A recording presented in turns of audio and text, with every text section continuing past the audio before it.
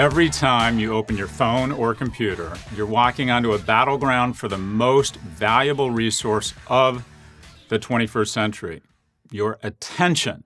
The term attention economy was coined by Nobel laureate Herbert Simon, who in 1971 wrote that a wealth of information would create a poverty of attention.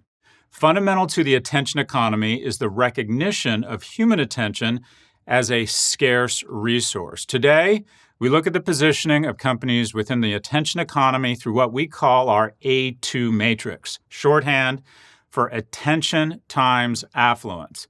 The A2 matrix attempts to plot the attention and affluence of a brand, its product and or its users on the y-axis, and the role of user revenue in the business model along the x-axis. Starting in the top right quadrant, luxury. The next quadrant, mass market, followed by menaces, and in the top left quadrant, the underachievers. Let's take a deeper look starting with luxury. The luxury quadrant is for brands targeted toward consumers who are willing to pay a premium for products and the privacy and signaling that comes with those products. These brands derive almost all their revenue directly from consumers. Apple is the dominant force in this category and is joined by other primarily subscription premium products, including NetJets and Peloton. Also in this category, brands including Lululemon, Sonos, and Beats, which is Apple-owned. The brand imperatives in the luxury category are simple, and the decisions go something like this. Build or acquire more premium attention products, or sacrifice your luxury positioning and arbitrage down for greater sales volume and transition to mass market. So let's try to use our A2 matrix to predict Apple's next big moves in the attention economy. Apple, with $195 billion in cash on hand, is well positioned to scan the total surface area of the luxury quadrant and look for beachfront real estate.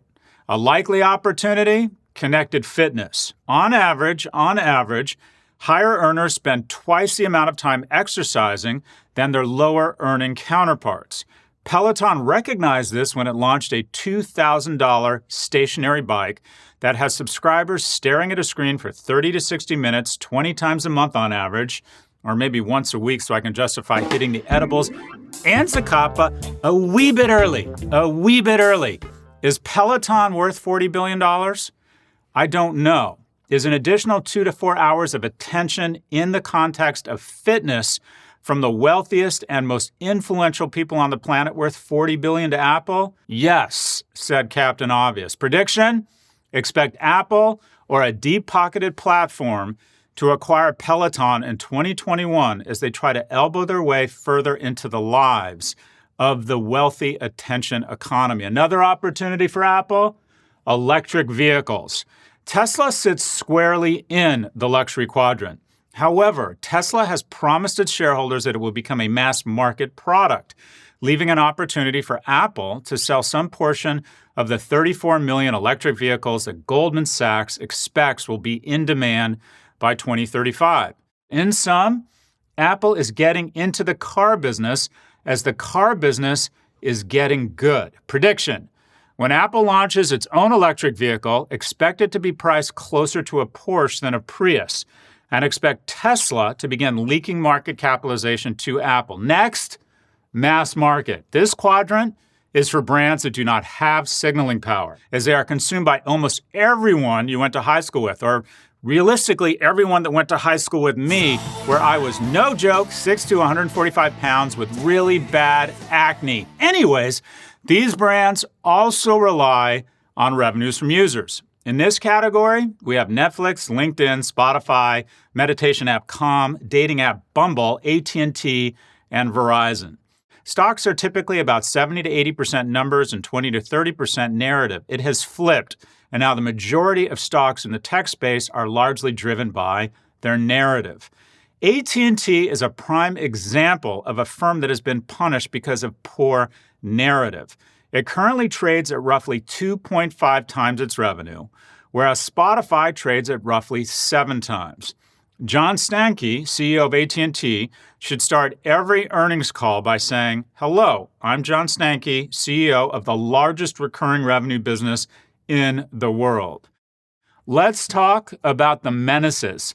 Menace brands are similar to mass market products in that they are focused on volume, but differ from mass market brands in that these brands do not rely on revenues from users. These are businesses that give the product away for free. By the way, if the product is free, it means the product isn't the product. You are, in fact, the product. Case in point, the OGs of the menace economy, Facebook and Google, specifically YouTube. WhatsApp is a fallen angel, a brand that was once mass market, subscription offering that is now a menace under Facebook's ownership. For the menaces, the brand imperative is simple. Overwhelm Washington with lobbyists and PR professionals that smear lipstick over the cancer that are these menaces. For years, we've predicted the DOJ would bust up Google and Facebook, and it looks like we are headed that way. Finally, the underachievers. This quadrant is for brands that occupy valuable real estate, the attention of influential and wealthy people, but are yet to command the land they occupy.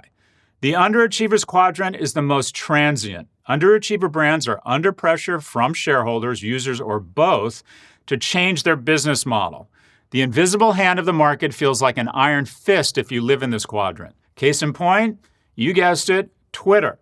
Twitter has been in the underachievers doghouse for years. And in November, when the stock was at $43, we predicted they would move across the matrix to the luxury quadrant with a subscription offering, pushing the stock to $60. Today, the stock is roughly at $70. However, Twitter needs to deliver on their promise if they hope to have a permanent home in the luxury quadrant. The OG example of an underachiever making the move across the quadrants, the New York Times. Once upon a time, no joke, I raised $600 million and joined the board of the New York Times to try and steward the company towards a premium position. But I was too early, which is sort of a bullshit way of saying I was ineffective. By the way, I have literally fucking mastered the art of being ineffective. I can focus all of my thoughts and energies on something and then nothing happens. I am the Yoda of ineffectiveness. Nothing.